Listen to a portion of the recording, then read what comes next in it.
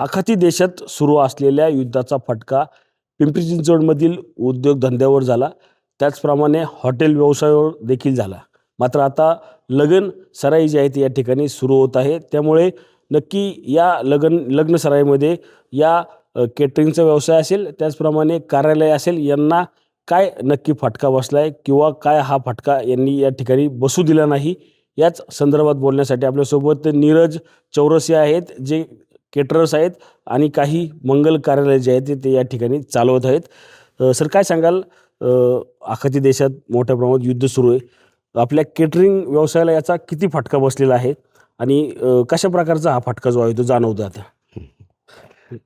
याचं असं आहे की सध्या आता एक 2-3 ते 4 दिवसापूर्वीच आपल्याला समजलं की म्हणजे सिलेंडर बाबतीत थोडं कमतरता होत आहे. जसं आम्हाला पाहिजे नव्हतं तर तसं काही भेटेना सिलेंडर. तर त्यामुळे आता थोडं जाणवायला लागलं आम्हाला.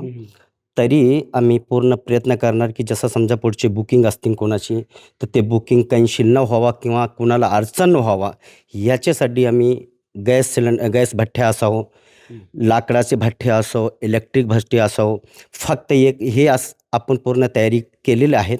आणि दुसरी गोष्ट, समजा इथून पुढे लई सिच्युएशन बिघडलं तर मात्र असं होईन की समजा जे लाईव्ह कॉन्ट्रॅक्ट्स वगैरे असतील ते आम्ही देऊ शकत नाही. त्यांना आपण क्लायंटशी बोलून आपण रिक्वेस्ट करणार आणि त्या हिशोबाने पूर्ण पुढे जाणार.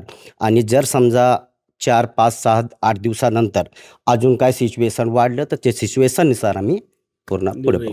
पण आपण पाहिलं तर आता लग्न सराईचा जो आहे तो आता सीझन सुरू आहे. यामध्ये अनेक बुकिंग तुमच्याकडे झाले असतील. त्या बुकिंगवर काय फरक जाणवल का? काही बुकिंग कॅन्सल किंवा रद्द झालेले आहेत का?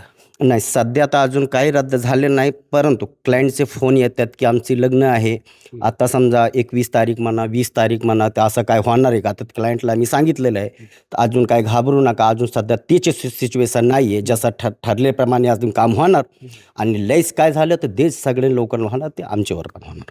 नक्कीच आपण पाहिलं तर ज्या प्रमाणात फटका जो आहे तो या ठिकाणी बसलेला आपल्याला जो आहे तो पाहायला मिळत नाही. मात्र काही प्रमाणात जो आहे तो या केटरिंग व्यवसायावर फटका बसलेला या सर्व जे चालक आहेत त्यांना या ठिकाणी जाणवत आहे. मात्र कुठलाही विवाह जो आहे तो या ठिकाणी रद्द या ठिकाणी झाला नसल्याचं देखील निर्वाळा जो आहे तो आता चौरसिया यांनी या ठिकाणी दिलेला आपल्याला एकूणच पाहायला मिळत आहे. मात्र यानंतर ही परिस्थिती अशीच राहिली तर मात्र वेगळा निर्णय जो आहे तो या लग्न सराईच्या संदर्भात जो आहे तो आम्हाला घ्यावा लागेल, असं देखील त्यांच्याकडून सांगण्यात आलेलं आहे.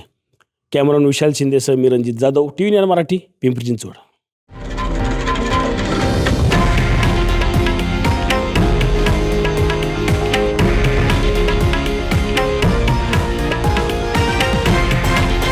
हे आहे देशातील नंबर 1 न्यूज नेटवर्क आणि आपण पाहत आहात TV9 मराठी, एकमेव.